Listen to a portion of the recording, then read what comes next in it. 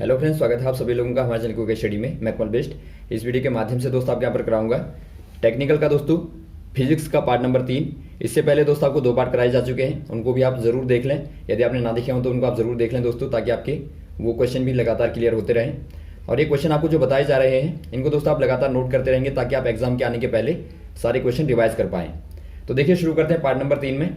और दोस्तों आप हमारी वीडियोस को लगातार देखते रहें और शेयर करते रहें, और चैनल को भी दोस्तों आप साथ ही साथ सब्सक्राइब कर लें, ताकि हमारी वीडियोस आपको लगातार मिलते रहें।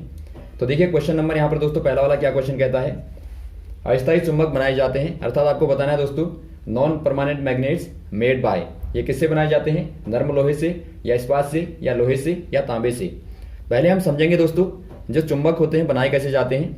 माना कोई पदार्थ है, ये दोस्तों आपने कोई मैटर लिया, अब इसमें आप बाहर से क्या करते हैं, एक चुंबकीय क्षेत्र को दोस्तों अप्लाई करते हैं। अर्थात एक जो मैग्नेटिक फील्ड होता है उसे दोस्तों आप अप्लाई कर देते हैं। उससे क्या होगा, ये मैटर जो पहले, यदि आप इसके अंदर देखेंगे तो इसमें दोस्तों आपके पार्टिकल इस प्रकार से होते हैं। अर्थात आप कह सकते हैं जो गति होती है इलेक्ट्रॉनों की अनियमित होती है। बाद में जब आपने मैग्नेट लगाया दोस्तों तो इनकी गति एक प्रकार से निश्चित हो जाती है, एक सेम डायरेक्शन में दोस्तों गति करने लगते हैं, फ्लो करने लगते हैं। तो इनमें चुंबकीय गुण आ जाता है, अर्थात आकर्षित करने का गुण आ जाता है। तो इसी को आप बोलते हैं दोस्तों चुंबकीय पदार्थ। तो ये आपके क्या होंगे दोस्तों, मैग्नेटिक मैटर होंगे, ऑब्जेक्ट होंगे। अब जिनमें ये गुण नहीं दिखाई देगा, अर्थात इनका अलाइनमेंट नहीं होगा, इसको आप दोस्तों अलाइनमेंट कहते हैं, तो वो क्या कहलाएंगे, वो आपके दोस्तों नॉन मैग्नेटिक कहलाएंगे, अर्थात अचुंबकीय कहलाएंगे। अब देखिए दोस्तों जब जो चुंबकीय होते हैं इस प्रकार के, वो 2 प्रकार के होते हैं। एक होता है आपका स्थायी वाला अर्थात परमानेंट वाला, और एक आपका होता है नॉन परमानेंट अर्थात अस्थायी वाला। अस्थायी नॉन परमानेंट जो होगा वो क्या होगा, दोनों को देखिए आप। जो स्थायी वाले होते हैं दोस्तों, आपने यहाँ पे क्या किया, आपने चुंबकीय क्षेत्र अप्लाई किया, उसके बाद में आप हटा देते हैं। आपने इसको हटा दिया, चुंबक को हटा दिया यहाँ से। उसके बाद देखिए, उसके बाद दोस्तों जितनी देर तक बने रहेंगे, अर्थात इसी डायरेक्शन में बने रहेंगे, उसी को दोस्तों आप बोलते हैं ये ज़्यादा स्थायी है। और जो आपके बहुत कम समय के लिए बने रहेंगे और उसके बाद में उनका अनियमित गति शुरू हो जाएगी, तो उसे आप कहते हैं दोस्तों ये अस्थायी है, अर्थात कम समय के लिए रहता है। तो यहाँ पर देखिए जो आपके स्थायी वाले होते हैं दोस्तों, उनको खासतौर पर स्टील का अपनाया जाता है। स्टील अर्थात या फिर आप इस्पात लिख के भी आता है, इस्पात भी कह सकते हैं, तो इस्पात से बनाया जाता है। और जो आपके ये अस्थायी वाले होते हैं उनको आप नर्म लोहे से अर्थात सॉफ्ट आयरन से आप बनाते हैं। तो आप याद रखेंगे इनमें दोस्तों क्या मिलाया जाता है, देखिए इनमें आपका स्टील होता है और निकल होता है और कोबाल्ट होता है, और यहाँ पर आपका नर्म लोहा होता है। एग्जाम्पल के तौर पर यदि आप ट्रांसफार्मर के अंदर देखें दोस्तों, उसकी क्रोड को देखें तो नर्म लोहे की बनाई जाती है। तो ये डिपेंड करती है फेरों पर, जो फेरे होते हैं उसके चारों ओर, उस पर डिपेंड करती है। तो यहाँ पर आपका नर्म लोहा हो जाएगा, और साथ ही साथ आप इनको भी याद रखें। अगला क्वेश्चन देखिए दोस्तों, ऐसे पदार्थ जो घर्षण को कम करते हैं क्या कहलाते हैं। आपको बताना है metals whose partially reduce the friction are called. दोस्तों यहाँ पर देखिए जो फ्रिक्शन को अर्थात घर्षण को कम करते हैं उनको आपको बताना है। पहले आप समझिए घर्षण होता क्या है। 2 बॉडी के बीच में दोस्तों जो एक प्रकार से विरोधी बल लगता है, जो अपोज करता है, गति का विरोध करता है, उसे आप घर्षण बोलते हैं, अर्थात फ्रिक्शन बोलते हैं दोस्तों आप। यहाँ पर देखिए घर्षण के दोस्तों मुख्यतः 2-3 प्रकार होते हैं। इनमें एक आपका सर्पी घर्षण आता है, एक आपका लोटनिक आता है, लोटनिक, एक आपका आता है दोस्तों गतिक घर्षण। तो यहाँ पर देखिए जो आपका सर्पी होगा वो टायरों में या फिर गोलाकार जो भी चीजें होती हैं लुढ़कने गोल गोल घूमने वाली, उनमें जो गति का विरोध होता है उसे आप कहते हैं सर्पी घर्षण। और जो आपका लोटनिक होता है दोस्तों, चीजों को जो पलटाने में एक प्रकार से जो घर्षण पैदा होता है, आपका लोटनिक हो गया। और गतिक मतलब जो गति करने में बीच में लगता है वो आपका गतिक घर्षण हो गया। तो यहाँ पर देखिए दोस्तों जो इनको कम करने वाले पदार्थ होते हैं उनमें से आपका मुख्यतः आता है दोस्तों एक स्नेहक, इसको आप बोलते हैं दोस्तों लुब्रिकेंट भी आप बोल देते हैं इसको। तो जो आपका लुब्रिकेंट होता है दोस्तों, ये क्या काम करता है, ये घर्षण को कम करता है, और साथ ही साथ दोस्तों पदार्थों को भी अलग अलग करता है। अर्थात मान लीजिए आपने यहाँ पर 2 वस्तुओं के बीच में लुब्रिकेंट का इस्तेमाल किया, अर्थात स्नेहक का इस्तेमाल किया, तो ये दोनों को सेपरेट भी करता है। तो यहाँ पर दोस्तों हो जाएगा स्नेहक अर्थात लुब्रिकेंट। तो आप याद रखेंगे। अगला क्वेश्चन देखिए दोस्तों, आपेक्षिकता सिद्धांत के अनुसार कौन सा सदा समान रहता है, अर्थात according to principle of relativity which one is always same. अब देखिए दोस्तों जो सापेक्षता का सिद्धांत कहता है, आपेक्षता कहें या फिर आप सापेक्षता कहें एक ही बात है। सापेक्षता मतलब भी दोस्तों आपका क्या होगा, रिलेटिविटी ही होगा, या फिर आप आपेक्षता कहें। आपेक्षता का मतलब दोस्तों जब आप अपने से दूसरे की तुलना करते हैं तो वो आपका क्या हो गया, आपेक्षता हो गया। और जब आप दूसरे से अपनी तुलना करते हैं तो वो आपका सापेक्षता हो गया। तो यहाँ पर देखिए आपका दोनों केस में आप कह सकते हैं इसको रिलेटिविटी। तो ये दोस्तों आपको मालूम होगा आइंस्टाइन के द्वारा दिया गया था, आइंस्टाइन ने दिया था। अब इसमें देखिए जो समान रहता है वो क्या रहता है दोस्तों, वो रहता है प्रकाश। जो प्रकाश की चाल है वो दोस्तों लगातार समान रहती है। आप देखते हैं जो सूर्य है वो तो अपनी जगह पर स्थिर माना जाता है, लेकिन जो अर्थ है दोस्तों लगातार घूम रही है। घूमने के बाद भी प्रकाश जो होता है c जो होता है दोस्तों वो हमेशा ही आपका क्या रहता है 3 गुणा 10⁸ मीटर पर सेकंड। तो इसी को आप बोलते हैं दोस्तों, इसकी चाल जो है स्थिर रहती है प्रत्येक दशा में, इरिस्पेक्टिव होता है गति के प्रति दोस्तों। तो यहाँ पर c आपका लगातार समान रहेगा। तो ऑप्शन नंबर आपका ए वाला सही हो जाएगा। अगला क्वेश्चन देखिए दोस्तों, जीवाश्मों की उम्र ज्ञात करने के लिए प्रयुक्त की जाती है। आपको बताना है which method is used to find the life of fossil. दोस्तों यहाँ पर देखिए जो आपके जीवाश्म होते हैं, जीवाश्म मतलब होता है आपका जीवाश्म, जब बॉडी दोस्तों कोई भी बॉडी या फिर आप कहें कोई जीव जब डेड हो जाता है, मर जाता है दोस्तों, मृत्यु हो जाती है, उसके बाद में क्या रहता है उसके अवशेष रहते हैं।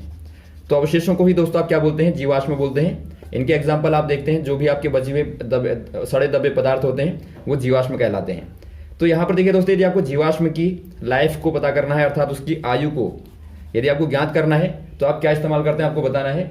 उनमें दोस्तों आप इस्तेमाल करते हैं radio carbon dating, radio carbon dating. दोस्तों इसमें होता क्या है देखिए दोस्तों, इसको आपको बताते हैं।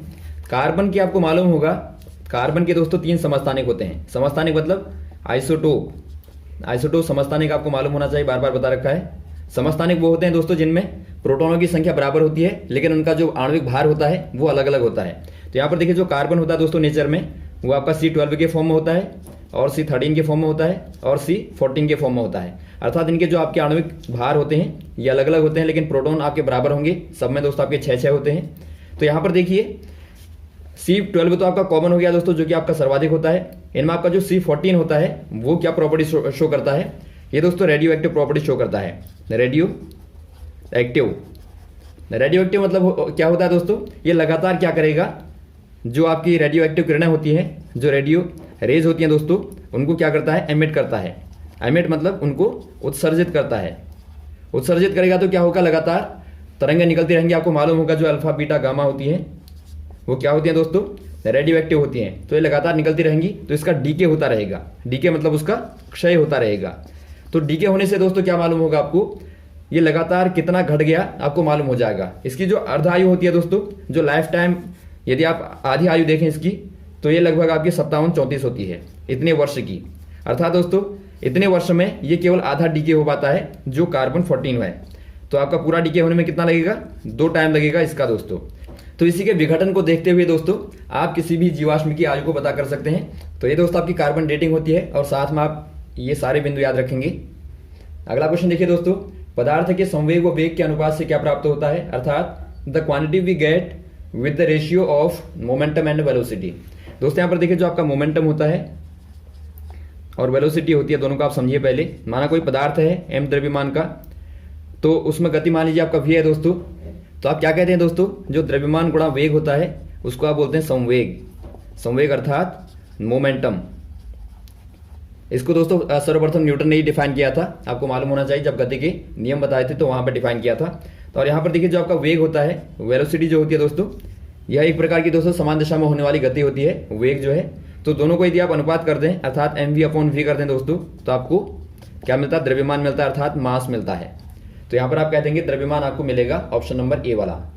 अगला क्वेश्चन देखिए दोस्तों, भिन्न भिन्न द्रव्यमान के 2 पत्थरों को एक साथ भवन के शिखर से गिराया जाता है, कौन सा पत्थर जमीन पर पहले पहुंचेगा, अर्थात 2 different masses thrown together from top of building, which mass will reach first to the earth. दोस्तों यहाँ पर देखिए यदि आप दोनों को एक बिल्डिंग की छत से आप दोनों को गिराएं, 2 पत्थर आपने गिराए, दोनों का मास दोस्तों m1 और m2 है, अर्थात एक का कम है एक का ज्यादा है, तो दोनों में से पहले कौन पहुंचेगा आपको बताना है। ये क्वेश्चन आपका बार बार पूछा जाता है। तो यहाँ पर बहुत ज्यादा कंफ्यूजन लोगों को रहता है कि भारी वाला पहले पहुंचेगा या फिर हल्का वाला पहले पहुंचेगा। यहाँ पर दोस्तों दोनों ही समान रूप से पहुंचेंगे, अर्थात दोनों एक साथ दोस्तों एक साथ पहुंचेंगे। तो आप याद रखेंगे। ऐसा क्यों होता है दोस्तों, ऐसा इसलिए होता है क्योंकि जो द्रव्यमान होता है, द्रव्यमान अर्थात जो मास होता है दोस्तों, वो गुरुत्वाकर्षण पर दोस्तों डिपेंड नहीं करता। तो ये आपको याद रखना है। आपको मालूम होगा, माना कोई पिंड है जो कि आपका पृथ्वी पर रखा गया है M1 द्रव्यमान का, उसको आप चंद्रमा पर भी ले जाएंगे दोस्तों, तो वहां पर भी उसका द्रव्यमान M1 ही होगा। लेकिन जो भार होता है, भार बदलता रहता है। क्यों बदलता है? क्योंकि भार बराबर होता है mg, और g के मान के साथ में भार लगातार बदलता रहता है। तो इसीलिए चंद्रमा पर जाने पर भार बट्टा 6 हो जाता है। तो यहाँ पर आपको याद रखना है दोस्तों, द्रव्यमान क्या होगा? समान होगा, समान रूप से दोस्तों गिरेंगी। लेकिन यदि आप वातावरण में देखें तो ऐसा नहीं दिखता, क्योंकि यहाँ पर दोस्तों गुरुत्वाकर्षण का प्रभाव रहता है, और साथ ही साथ बाहरी बल दोस्तों, माना आपका वायु का घर्षण है या फिर अन्य बल भी कार्य करते हैं, तो इसीलिए आपको यहाँ पर अलग अलग गिरती हुई वस्तुएं दिखाई देती हैं। तो यदि आप इस प्रकार के फ्रेम की बात करें तो वहां पर आपको दोनों साथ गिरते हुए दिखाई देंगे। अगला क्वेश्चन देखिए दोस्तों, किसी विद्युत पदार्थ का प्रतिरोध कितना होगा यदि इसमें से 0.1 एम्पियर की धारा बहती है तथा विभवांतर 5 वोल्ट है? अर्थात what will be the resistance of a material if 0.1 ampere current passes through it and potential difference is 5 volt. दोस्तों यहाँ पर देखिए, आपको V बराबर दिया है 5 वोल्ट और आपको I बराबर दिया है 0.1 एम्पियर। तो इजीली आप निकाल लेंगे R बराबर जो होता है ओम के नियम से दोस्तों, R बराबर V/I होता है। तो यहाँ से आप निकालेंगे 5/0.1 करेंगे दोस्तों, आपको 50 मिलेगा ओम में। तो ये दोस्तों आपका आंसर हो जाएगा ऑप्शन नंबर सी वाला। अगला क्वेश्चन देखिए दोस्तों, दिए गए चित्र में ए से सी तक जाने में विस्थापन क्या होगा यदि अर्धवृत्त की त्रिज्या आपको दी है 7 मीटर हो? अर्थात what will be the displacement moving from A to C in the given figure if radius of given semi circle is 7 metre. दोस्तों यहाँ पर देखिए, आपको बताना है विस्थापन क्या होगा। आपको देखिए फिगर थोड़ा सा हमने इसको क्लोज कर दिया था नीचे से, लेकिन आपको यहाँ पर खुला हुआ दिया रहेगा, इस प्रकार से आपको दिया रहेगा। तो आपको बताना होगा दोस्तों कि बताइए आपका जो विस्थापन है यहाँ से लेके यहाँ तक जाने में, वो विस्थापन क्या होगा। तो विस्थापन का पहले आपको डेफिनेशन पता होनी चाहिए दोस्तों। डिस्प्लेसमेंट होता क्या है? डिस्प्लेसमेंट बराबर होता है दोस्तों distance between and point two initial point. तो यहां पर आप देखिए, जो आपका इनिशियल पॉइंट, जो आपका एंड पॉइंट है वो आपका बी है और इनिशियल पॉइंट आपका ए है। लेकिन इनके बीच की दोस्तों कंडीशन आपको याद रखनी है। कंडीशन आपकी होनी चाहिए शॉर्टेस्ट डिस्टेंस आपकी होती है, अर्थात दोस्तों आपकी सूक्ष्मतम दूरी होती है, या फिर आपके न्यूनतम ज्यादा बेहतर रहेगा। न्यूनतम दूरी जो आपकी होती है दोस्तों, वो क्या कहलाती है? आपकी डिस्प्लेसमेंट कहलाती है। अब आप यहां पर देखिए, ए से लेके बी तक की जो आपकी न्यूनतम दूरी होगी वो ये वाली होगी, अर्थात यहां से लेके यहां तक की। और आप देखते हैं यह दोस्तों क्या होगा, एक वृत्त के अनुसार यह व्यास कहलाता है, अर्थात ये दोस्तों आपका डायामीटर कहलाता है। तो डायामीटर क्या हो जाएगा दोस्तों? रेडियस का 2 टाइम होता है, डायामीटर बराबर आपका 2r होता है। तो r आपको 7 दी है, गुणा 2 कर देंगे तो आपका 14 मीटर दोस्तों मिलेगा। तो यहाँ पर आपका 14 मीटर दोस्तों क्या हो जाएगा? विस्थापन हो जाएगा, अर्थात डिस्प्लेसमेंट हो जाएगा। तो इस प्रकार से आप निकालेंगे। जब भी आपको कोई भी आकृति दी जा सकती है वहां पर दोस्तों, आपको मे बी आयत दिया हो या फिर आपको वर्ग दिया हो, तो वहां पर आप इस प्रकार से ही निकालेंगे। यदि आपको दूरी की बात कही जाएगी तो दूरी को दोस्तों आप यहां से निकालेंगे। यहां से आपका 2πr का आधा कर देंगे दोस्तों आप, तो आपको मिलेगा πr। तो ये दूरी आपकी πr होगी। तो यही दोस्तों आपका विस्थापन और दूरी में अंतर भी होता है। अगला क्वेश्चन देखिए दोस्तों, दिए गए बर्तनों में द्रव ए की पहचान कीजिए, अर्थात to identify liquid A in given figure, या फिर आप कहें गिवन वेसल। दोस्तों देखिए, जो आपको बर्तन दिया है वो इस प्रकार से बनाया गया है, इस प्रकार का वेसल है। इसमें 3 प्रकार के दोस्तों द्रव भरे हुए हैं, एक का नाम ए, दूसरा बी और सी। अब यहाँ पर आपको बताना है ये वाला कौन सा वाला होगा। ऑप्शन आपको दिए हैं, जल होगा या पेट्रोल होगा या अल्कोहल होगा या फिर दूध होगा। अब यहाँ पर देखिए दोस्तों, आपको ऑप्शन में आपको आराम से देखना है, इनमें से आपका सर्वाधिक जिनका कम घनत्व होगा वो दोस्तों ऊपर होगा। आपको याद रखना है दोस्तों, जो आपका घनत्व होता है, घनत्व अर्थात जो आपकी डेंसिटी होती है दोस्तों, वो सर्वाधिक जिनकी कम होगी दोस्तों वो ऊपर होगा, और जिनकी ज्यादा होगी दोस्तों वो आपका नीचे होगा। तो आपको याद रखना है, जो आपकी घनत्व के आधार पर आप इनको देखते हैं। तो द्रवों में दोस्तों आपका घनत्व किनका सर्वाधिक कम होगा? इनमें आपका दोस्तों पेट्रोल का होगा। पेट्रोल का जो आपका घनत्व होता है वो सर्वाधिक कम होता है, सबसे कम होता है। तो इसीलिए दोस्तों पेट्रोल सर्वाधिक ऊपर होगा, और जो आपका नीचे होगा वो आपका भारी वाला होगा दोस्तों, जो सबसे भारी होगा। तो इस प्रकार से दोस्तों आप निकाल सकते हैं ऊपर वाला और नीचे वाले को। तो यहाँ पर आपको जो आंसर होगा वो आपका बी वाला हो जाएगा, अर्थात पेट्रोल यहाँ पर हो जाएगा दोस्तों। तो एक क्वेश्चन दोस्तों आपका बार बार पूछा जाता है घनत्व के आधार पर, तो आपको याद रखना है जो आपके द्रव के घनत्व होते हैं वो दोस्तों आपके ज्यादा से कम की ओर आपके होते हैं। अगला क्वेश्चन देखिए दोस्तों, विद्युत की खोज किसने की? अर्थात आपको बताना है हु डिस्कवर्ड इलेक्ट्रिसिटी। यहाँ पर देखिए, जो विद्युत का आविष्कार हुआ यह दोस्तों एक बहुत लंबी प्रोसेस है। इसमें देखिए बहुत सारे लोगों का योगदान है। जो आपके मुख्यतः हैं दोस्तों, निकोला टेस्ला हो गया, टेस्ला हो गई, और बेंजामिन फ्रैंकलिन हो गए दोस्तों, और आपके वोल्टा हो गई, और भी दोस्तों कई लोग हैं। उसके बाद फेराडे हो गए। तो इनमें जो आपका मुख्यतः माना जाता है वो दोस्तों माना जाता है बेंजामिन फ्रैंकलिन को दोस्तों। तो आप कहते हैं कि यदि आपको क्वेश्चन पूछा जाएगा तो बेंजामिन फ्रैंकलिन हो जाएंगे दोस्तों, ऑप्शन नंबर डी वाला। अगला क्वेश्चन देखिए दोस्तों, स्वतंत्र रूप से गिर रही वस्तु में डैश होता है, क्या होता है? Which one of the following is in a freely falling body. दोस्तों क्या होगा? समान वेग होगा, या समान त्वरण होगा, या समान समय होगा, या समान संवेग होगा। दोस्तों यहाँ पर देखिए, जब भी कोई बॉडी गिरती है, यहाँ पर स्वतंत्र रूप से गिरती है दोस्तों, तो इसमें हमेशा क्या होता है? समान त्वरण होता है। त्वरण मतलब दोस्तों आपका एक्सेलरेशन होता है, इसको आप बोलते हैं ए बराबर वी अपॉन टी, अर्थात वेग में जो लगातार परिवर्तन होता है उसकी दर को दोस्तों आप त्वरण बोलते हैं। अर्थात दोस्तों इनका अनुपात यदि समान रहेगा वेग और समय का, तो आप कहते हैं लगातार ये समान त्वरण में है। तो जो लगातार गिरती है दोस्तों समान रूप से, उसमें हमेशा ही क्या होता है? समान त्वरण होता है। तो ये आप याद रखेंगे। अगला क्वेश्चन देखिए दोस्तों, तरलों द्वारा लगाए गए घर्षण को आप क्या कहते हैं? अर्थात friction applied by fluid is called. ये दोस्तों क्या कहलाएगा? सर्पिल घर्षण कहलाएगा, या स्थैतिक घर्षण कहलाएगा, या गतिक घर्षण कहलाएगा, या फिर कर्षण कहलाएगा। दोस्तों यहाँ पर देखिए, जो तरलों के द्वारा जो घर्षण लगाया जाता है दोस्तों, उसको बोलते हैं कर्षण। कर्षण आप याद रखेंगे। दोस्तों यहाँ पर देखिए, जो आपके तरल हैं, तरलों में आपके हवा और दोस्तों आपके द्रव दोनों ही आएंगे, तो दोनों को ही दोस्तों आप क्या कहेंगे? दोनों के द्वारा लगने वाला जो आपका घर्षण होता है उसको आप कर्षण बोलते हैं। तो ऑप्शन नंबर आपका हो जाएगा डी वाला। बाद में दोस्तों इसी को आप श्यानता के रूप में देखेंगे। तो ये रहे दोस्तों आपके महत्वपूर्ण क्वेश्चन जो आपने यहाँ पर देखे। उम्मीद आपको अच्छे लगे होंगे, और भी इस प्रकार के क्वेश्चन को आपको लगातार बताते रहेंगे दोस्तों। हमारे साथ भी बने रहेगा। Okay, thanks. जय हिंद, जय भारत।